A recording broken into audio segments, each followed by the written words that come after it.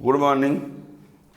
आज का टॉपिक है रे ऑप्टिक्स में लीनियर मैग्नीफिकेशन। मिरर में स्फेरिकल मिरर जो आप लोगों ने इसके पहले तक पढ़ा होगा। तो आज जो टॉपिक है लीनियर मैग्नीफिकेशन। लीनियर मैग्नीफिकेशन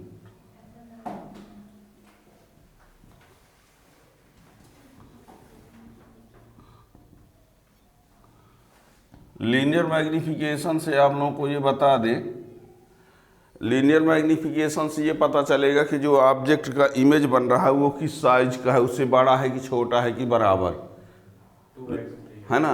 मतलब लीनियर मैग्नीफिकेशन से किस बात की जानकारी होती है, इमेज की साइज के बारे में जानकारी। एक तो ये, और दूसरी ये उसी की हेल्प से उसके नेचर के बारे में भी जानकारी हो सकती है ना। पर मेन पॉइंट जो है वो लीनियर मैग्नीफिकेशन जो होता है साइज ऑफ इमेज की जानकारी देता है ना।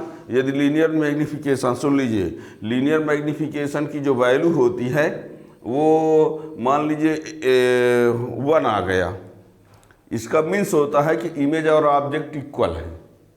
यदि लीनियर मैग्नीफिकेशन की वैल्यू 1 से ज़्यादा आ गया तो इसका मीन्स होता है कि इमेज जो है बड़ा है और ऑब्जेक्ट छोटी है, ठीक है। यदि लीनियर मैग्नीफिकेशन जो है 1 से कम आ रहा है तो इसका मीन्स होगा कि इमेज ही छोटा है और ऑब्जेक्ट बड़ा है, ठीक है ना। तो इसको डिफाइन कैसे करते हैं, ratio of height of image to the height of object. Ratio of height of image to the height of object. Height बोल दीजिए, लेंथ बोल दीजिए, ratio of length of image to the length of. लेकिन याद रखना image ऊपर होना चाहिए, कहीं आप लोग गलती न कर बैठे, है ना, कि ऑब्जेक्ट अपॉन इमेज कर दो। होता क्या, पहले इमेज लेना पड़े, height of image upon height of object, या length of image upon length of object. Definition यही है, लेकिन आगे चलकर हम इसकी हेल्प से ये प्रूव कर देंगे कि distance of image upon distance of object भी लीनियर मैग्नीफिकेशन हो सकता है। इमेज का डिस्टेंस अपॉन ऑब्जेक्ट का डिस्टेंस, वो भी लीनियर मैग्नीफिकेशन होगा। लेकिन हम जहाँ डिफिनेशन जो बताएंगे स्टार्ट में, तो height of image upon height of object, चाहे length of image upon length of object, ठीक है ना। तो यहीं से स्टार्ट है स्मॉल एम, ठीक है ना। और इसकी कोई यूनिट नहीं होगी, ठीक है ना। और ये कॉनकेव की बात यदि किया जाए तो यम की वैल्यू 1 से छोटा बड़ा बराबर होगा, और कॉन्वेक्स की बात करें तो ऑलवेज लेस देन 1 होगा। जैसे देखिए हमने ये कहा M equal to I upon O होता है। आई का मीन्स होता है length of image, length of, और ओ का मीन्स होता है लेंथ ऑफ ऑब्जेक्ट। इसी को कोई ऐसा लिख देता है H I upon H O, height of image upon height of object. तो आपने पढ़ा है, आप लोगों ने पढ़ा है कि यदि कॉनकेव की बात करें तो आई जो होता है ओ से बड़ा भी हो सकता है, आई ओ से छोटा भी हो सकता है, और आई और ओ आप कहेंगे इक्वल कब, जब सेंटर ऑफ कर्वेचर पर रखे थे। याद करो, जब ऑब्जेक्ट को सेंटर ऑफ कर्वेचर पर रखे थे तो इमेज वहीं पर बना था और साइज में क्या था, इक्वल था, इसलिए वहाँ आई और ओ क्या होंगे, और जब आई और ओ इक्वल होंगे तो यम की जो वैल्यू आएगी वो कितनी आएगी। और जब आई ओ से बड़ा होगा, जब आई ओ से बड़ा होगा तो उस समय यम की वैल्यू जो होगी 1 से ज़्यादा होगी, और जिस समय आई ओ से तो एम की वैल्यू, ठीक है ना। मीन्स क्या हुआ, कॉनकेव मिरर में एम की वैल्यू का क्या क्या पॉसिबल है, हाँ, इक्वल, लेस और ग्रेटर भी। जबकि कॉन्वेक्स की यदि बात किया जाए तो I always less than, therefore am always less than ये, ठीक है ना। ये भी बहुत इम्पॉर्टेंट बातें हैं, ऑब्जेक्टिव टाइप में ऐसा भी पूछ लिया जाता है। लिखा रहेगा linear magnification for concave mirror, M equal to 1, M is less than 1, M is greater than 1, all above. तो right answer is all above. और यदि ये कॉन्वेक्स है तो right answer is 1, m is less than 1। Clear हो गया Khushi? Length of image upon length of object, या कि height of image upon height of is called magnification. अब आई यू इक्वल तो यम इक्वल, आई ग्रेटर तो यम ग्रेटर देन 1, यदि आई लेस देन ओ तो यम is less than 1। और ये सब का सब किस में होता है? कॉनकेव में, और ये इसमें। बस इतना ही बताया गया है। तो लिखो, थोड़ा सा लिखो पहले ही। लिख देते हैं the ratio of length of image to the length of object. The ratio of length of image to the length of object is called linear magnification. It is denoted by small m. It has no unit and dimension. Pure ratio है, that is m equal to I upon O, और m equal to H I upon H O. X Y H dash कोई कुछ तरीके से लिख देता है, ये ना कहना हमारे स्कूल में ये सर बताए हैं, वो सर बताए हैं। कुछ भी आप अपनी मर्जी से लिख दो, ले हम कई तरीके बता दिए। कोई आई अपान ओ लिखता है, कोई H I upon H O लिखता है, कोई एच डैश और एच लिखता है। एच डैश का मीन्स किससे है? इमेज की हाइट, और एच का means object. H I image की हाइट, एच ओ ऑब्जेक्ट की हाइट। आई इमेज का लेंथ, ओ ऑब्जेक्ट का लेंथ। हम बताए तीनों दे रहे हैं। हमारी हैबिट जो है वो ये लिखने की है, अब आप लोग जो हैबिट बना लो, ठीक है ना। एक्स वाई भी लिख देता है, कोई इमेज को एक्स ले लिया, ऑब्जेक्ट को वाई ले लिया, कुछ भी, तो जो लिखे रहेंगे वो लिखेंगे, ठीक है ना।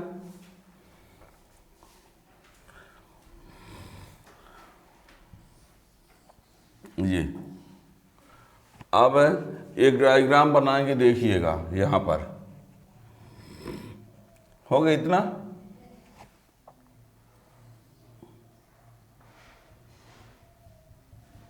इसके हेल्प से हम कुछ और कहना चाहेंगे, इसलिए ये P है, ये M है, ये N है, ये F है, और ये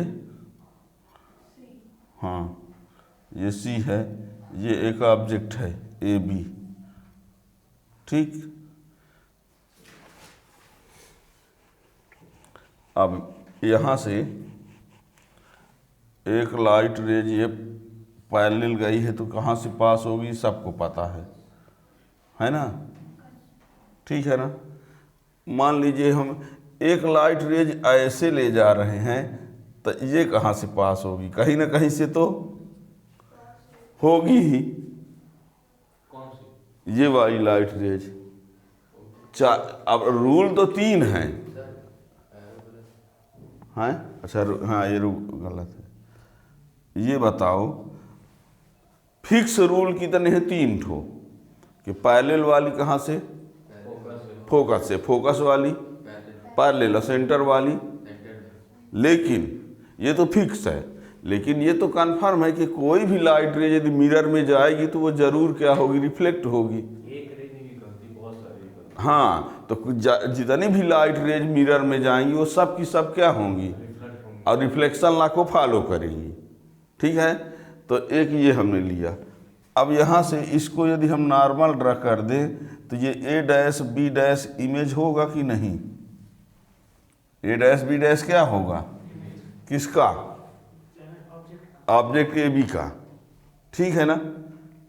अब ये एंगल कितने का होगा, ऑब्जेक्ट रखिए परपेंडिकुलर, तो ये एंगल, ये एंगल और ये इक्वल हो सकते हैं किसी बहाने से, किस बहाने से नहीं, ये इक्वल ये कैसे होंगे, हाँ लॉ ऑफ रिफ्लेक्शन से। ये इंसिडेंट रे माना जाएगा ये, और ये वाली लाइन नॉर्मल होगा, बात को समझो। ये इंसिडेंट रे होगी और ये रिफ्लेक्टेड रे है और ये नॉर्मल होगा, तो ये एंगल ऑफ इंसिडेंस कहलाएगा और ये एंगल ऑफ रिफ्लेक्शन कहलाएगा। तो ये इक्वल टू ये बाई लॉ ऑफ रिफ्लेक्शन और ये इक्वल टू ये दोनों राइट एंगल हैं, इसलिए ये दोनों ट्रायंगल सिमिलर होंगे। और जब सिमिलर होंगे तो सिमिलर ट्रायंगल की करस्पॉन्डिंग साइड का रेशियो इक्वल होता है। Means base upon base equal to perpendicular upon perpendicular equal to hypotenuse upon hypotenuse, है ना। तो इसका परपेंडिकुलर होगा ए बी और इसका बेस होगा पी बी और इसका बेस पी बी डैश। ये करना पड़ेगा। कहेंगे ये सब कर क्यों रहे, क्या बताना चाहते हैं। हम बताना ये चाहते हैं कि जो m बराबर आई अपान ओ होता है तो m इक्वल टू कुछ और हो सकता है। अब वो क्या हो सकता है वही दिखाने का हम प्रयास कर रहे हैं, ठीक है ना। तो ये डायग्राम बनाओ बहुत जल्दी, जितना जल्दी बना सको।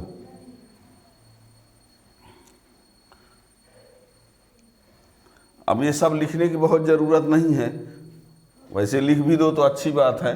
यमन क्या है यहाँ पर, कॉनकेव मिरर है। कहने में दिक्कत क्या है, कि CBSE बोर्ड वाले हो नहीं लिखोगे,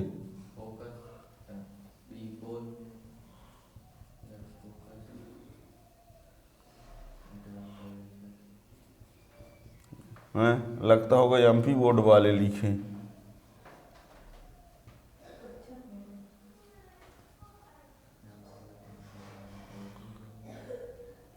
ए बी ऑब्जेक्ट,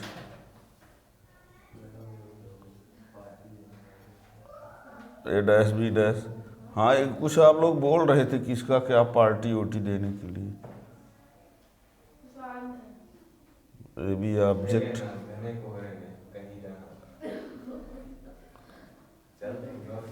हाँ हो गया, कम बोलो कम बोलो, एडिटिंग नहीं होती है, डायरेक्ट सब अपलोड हो जाता है। आप लोगों की बात, बच्चे हैं।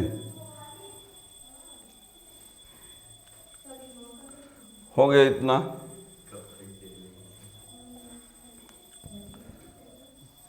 इन triangle ABC and triangle A dash B dash C, तो यहाँ angle ABC equal to angle A dash B dash C each कैसे हैं, ईच 90 डिग्री राइट एंगल हैं। ये एंगल और ये एंगल 90 और एंगल A क्या लिख दिए, ABP लिखना था, सॉरी ABP ना है, आप लोग बताते भी नहीं। ABP और A dash B dash P, ABP और A dash B dash P और APB और A डैश PB डैश। ये क्या है, लॉ ऑफ रिफ्लेक्शन से, law of reflection, law of reflection, ठीक। Therefore triangle ABP similar triangle A dash B dash P। और जब ये दोनों ट्रायंगल सिमिलर हो गए तो perpendicular upon perpendicular, perpendicular upon perpendicular और बेस अपान बेस। अब बताना, थोड़ी सी साइन कन्वेंशन को याद करो। हमने कहा था कि यदि कोई ऑब्जेक्ट या इमेज प्रिंसिपल एक्सिस के अपवर्ड में होगा तो उसको लेना पड़ेगा पॉजिटिव। याद करो, इसको क्या लेंगे, पॉजिटिव, लेकिन डैश है ना। ये बताओ, हमने कहा था ये डिस्टेंस माइनस होगा, ये डिस्टेंस, लेकिन इसकी हाइट जो होगी वो ठीक है। और ये वाली यदि करें तो ये माइनस होगा और ये भी है, नीचे तो है, अपवर्ड में हम पॉजिटिव होता है। और फिर से सुनो, ये क्या होगा, और इधर और इसमें ये और ये भी नहीं, क्लियर हुआ क्या। और ये क्या है, हाइट ऑफ, जिसको क्या लिखोगे, height of object, distance of object में यू होता है। बहुत कंफ्यूजन है, क्या बताएं। ये क्या है, यू, यू किसको कहते हैं, from pole, distance of object from, तो ये ना यू होगा कि ये होगा, ये तो क्या है, हाइट ऑफ ऑब्जेक्ट। तो चाहे ओ लिखो, चाहे एच ओ लिखो, चाहे एच, और ए डैश बी डैश को क्या लिखोगे, आई, और पी बी डैश को लिखोगे भी, लिखोगे ना। तो ए बी को क्या लिख देते हैं हम, ओ, और ए डैश बी डैश को लिख देते हैं आई, लेकिन नीचे है तो, और पी बी है तो क्या होगा, और लेफ्ट है तो, और पी बी डैश को भी और लेफ्ट है तो ये इससे हो जाएगा। क्लियर। अब इसी को हम मान लो आई अपान ओ लिखते हैं, क्या लिखते हैं, तो उल्टा आई किए, क्या किए, तो ये भी क्या हो जाएगा, और ये माइनस को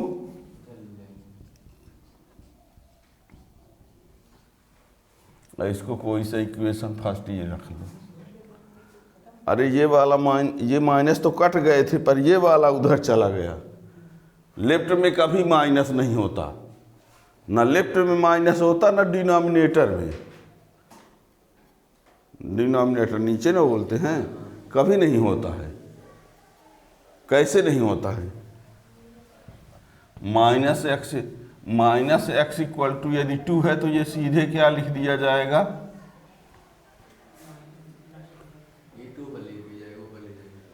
अरे जब माइनस एक्स इक्वल टू 2 है तो एक्स इक्वल टू -2, मतलब लेफ्ट में माइनस नहीं लिखते, लिखा है तो उधर कर तो दिए।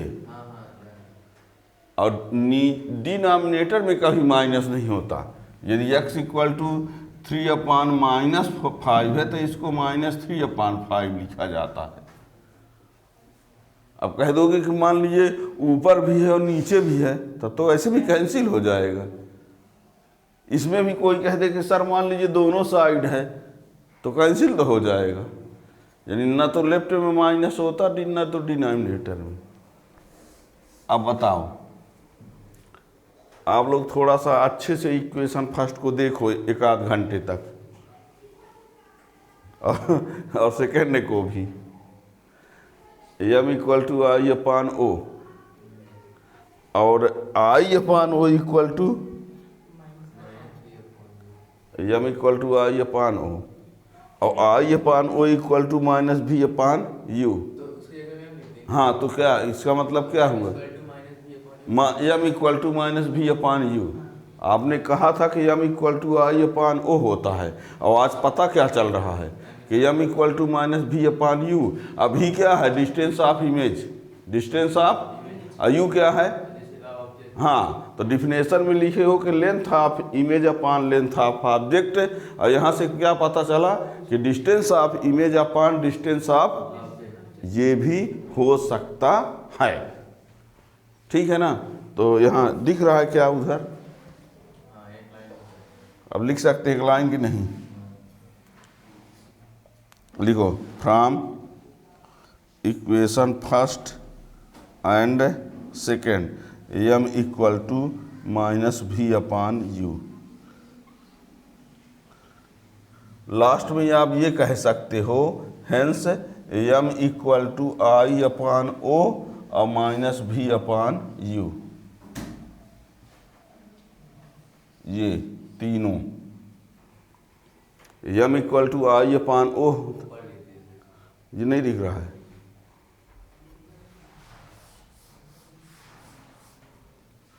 ये कन्फर्म हुआ।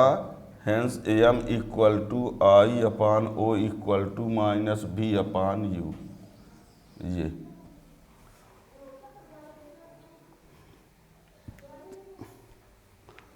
आपने कह के तो ये चला कि आई और ओ का रेशियो m है, लेकिन बाद में आप इस स्टेज पर पहुंच गए कि m equal to minus V upon you. Minus indicator है कि इमेज जो है वो इन्वर्टेड रियल क्या है, और वैसे मैग्नीट्यूड में देखा जाए तो ratio of distance of image to the distance of object.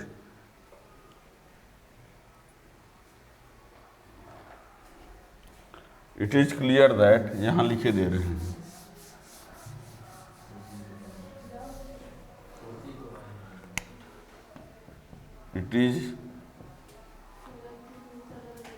it is clear that the ratio of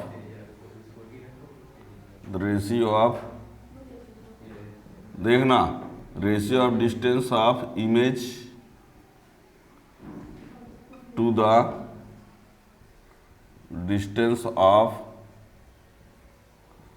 object is also called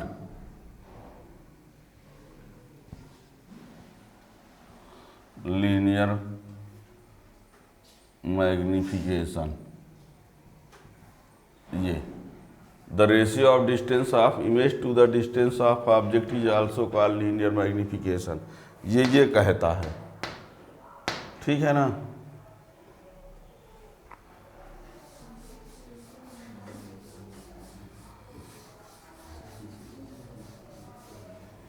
यहाँ लिखे देते हैं फॉर कॉनकेव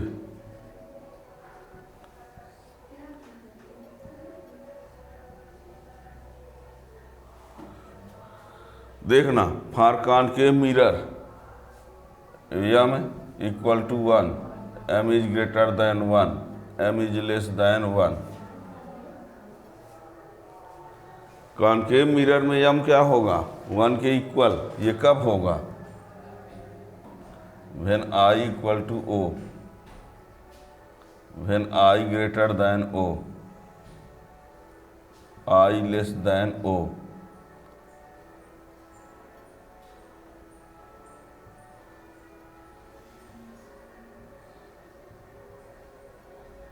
नहीं ये ना समझ लो 0 लिखा है,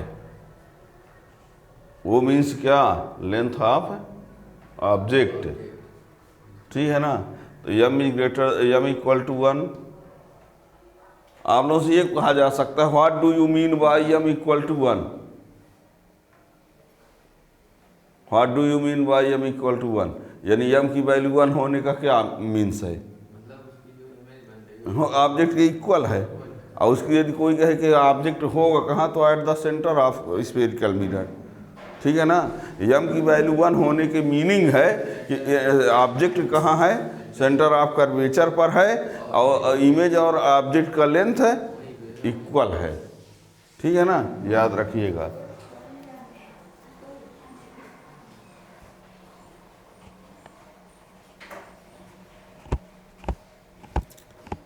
आपसे लिखा जाएगा, देखो क्वेश्चन कैसे बना दिया जाता है, लिखा रहेगा if m equal to 1, if 1 equal to m, then which statement is true, which statement is true. और लिखा रहेगा object is at centre of curvature, image is at centre of curvature, size of image and size of object are equal, all above. सुने ही नहीं। For m equal to 1 which statement is true, object is at C, image at C, size of image and size of object are equal, all above, all above. या एक तो कोई ऐसा भी चीज़ incorrect और कोई गलत लिख देगा, समझ पाओगे ना। ये ना सोचना कि ये चना चबेना है। लगता है कि बहुत आसान है, क्वेश्चन किसी भी तरीके से पूछ सकता है, ठीक है ना।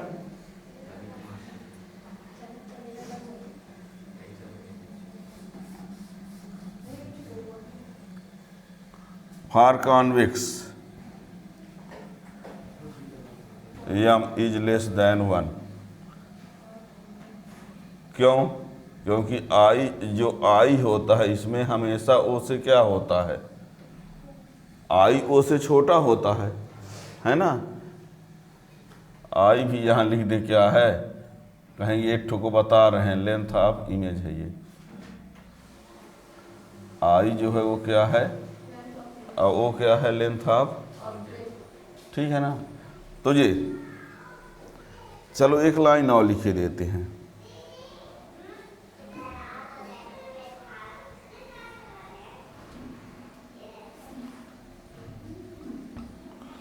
प्लेन मिरर में अक्सर m की वैल्यू 1 होती है। प्लेन मिरर में इमेज जो होता है वो कितना बनता है, इक्वल साइज का, है ना। ज़्यादा आप लोगों को यूजफुल में ये है, ठीक है ना। ये बता दें, m की वैल्यू यदि माइनस में है तो ये समझ लो कि रियल इमेज, और प्लस में है तो वर्चुअल इमेज। इधर लिखा जा सकता है क्या, नोट एक लाइन लिखना चाहते हैं, note m equal to positive for virtual image और m equal to negative.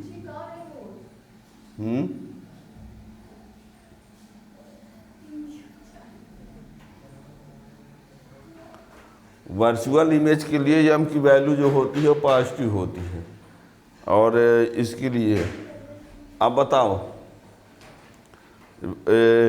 m is positive for virtual image, m is positive for, इसका मीन्स हुआ यदि बात ऐसी है तो इसमें तो यही होगा। फिर बताओ m positive for virtual image, इसका मीन्स हुआ कि कॉन्वेक्स में m हमेशा क्या होगा, क्यों? क्योंकि कॉन्वेक्स में इमेज हमेशा कैसा बनता है, वर्चुअल बनता है। तो m की वैल्यू पॉजिटिव होगी किसमें, कॉन्वेक्स में, और m की वैल्यू जो है वो पॉजिटिव निगेटिव दोनों होगी किसमें, क्यों? क्योंकि उसमें वर्चुअल भी बनता है, और ठीक है ना, याद रहेगा, भूल जाओगे। ये हुआ। अब ये बता दें, जो यदि मान लीजिए आपसे, मेनली तो इसमें लीनियर मैग्नीफिकेशन ही है, यदि एरियल मैग्नीफिकेशन हो तो क्या होगा, एरिया मैग्नीफिकेशन। हाँ, तो एरिया मैग्नीफिकेशन या स्क्वायर हुआ करता है। जैसे लीनियर मैग्नीफिकेशन क्या है, तो एरिया मैग्नीफिकेशन क्या होता है, m स्क्वायर। इसका बहुत यूज नहीं होता है। हो गया। अभी जो आपने मैग्नीफिकेशन का फार्मूला पढ़ा वो किसके किसके टर्म में पढ़ा, आई और ओ, आई ओ और भी और यू के टर्म में पढ़ा ना। अब मैग्नीफिकेशन का फार्मूला u और f के टर्म में भी हो सकता है, किसके टर्म में, और v और f के टर्म में भी हो सकता है। तो उनको भी जल्दी से देखना, इसमें कोई दिक्कत अभी तो नहीं है। अच्छा,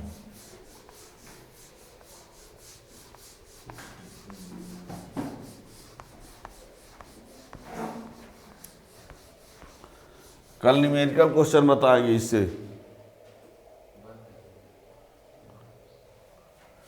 मैग्नीफिकेशन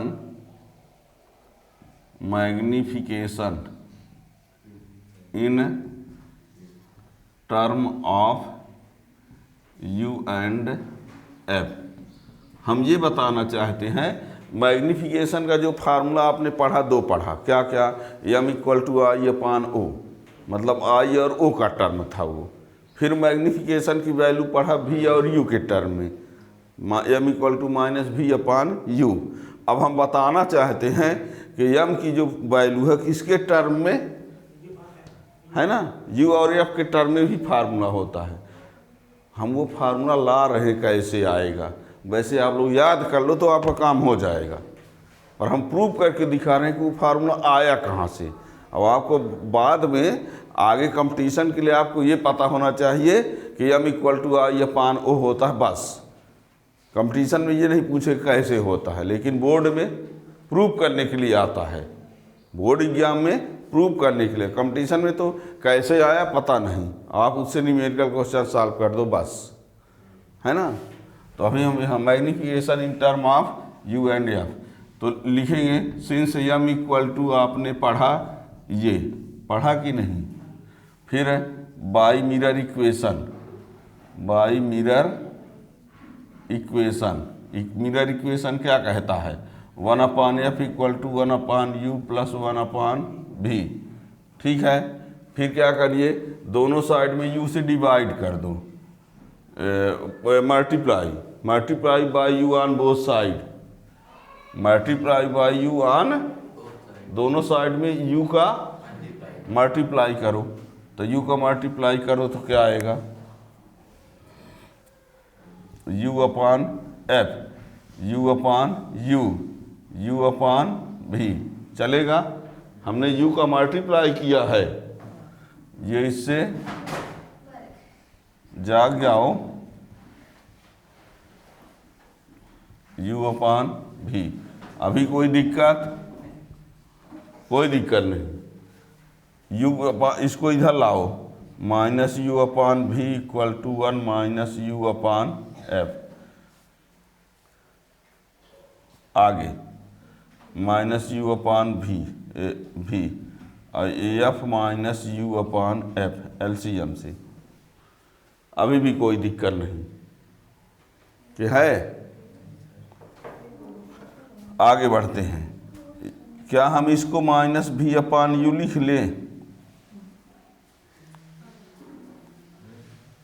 यू अपान भी है, तो इसको क्या कर दिया हमने, उल्टा कर दिया ना, तो उधर भी तो क्या कर दें,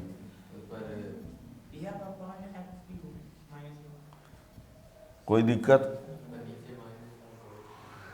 अरे ये u अपान भी था तो भी अपान यू कर दिया, उल्टा कर दिया, तो इधर उल्टा कर दिया तो उधर भी तो कर दिया।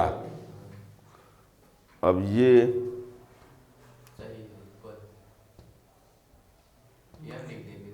तो क्या कर दें,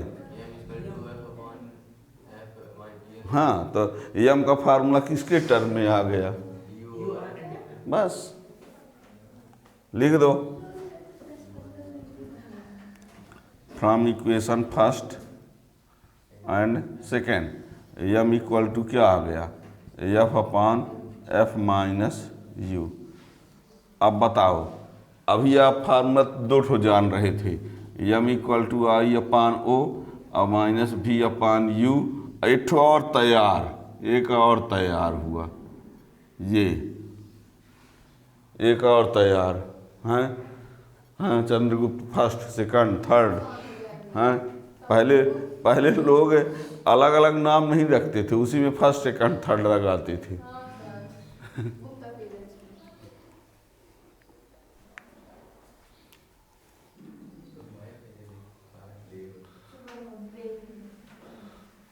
अब तो आजकल तो बच्चों का 5-6 ठो नाम ले तो कोई ना कोई सेट ही हो जाएगा, हैं।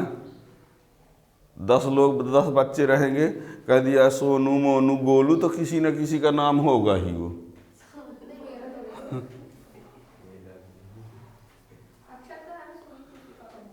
हो गया इतना। अब एक और फार्मूला जल्दी से ला लो, magnification in term of v and f, हाँ उसको भी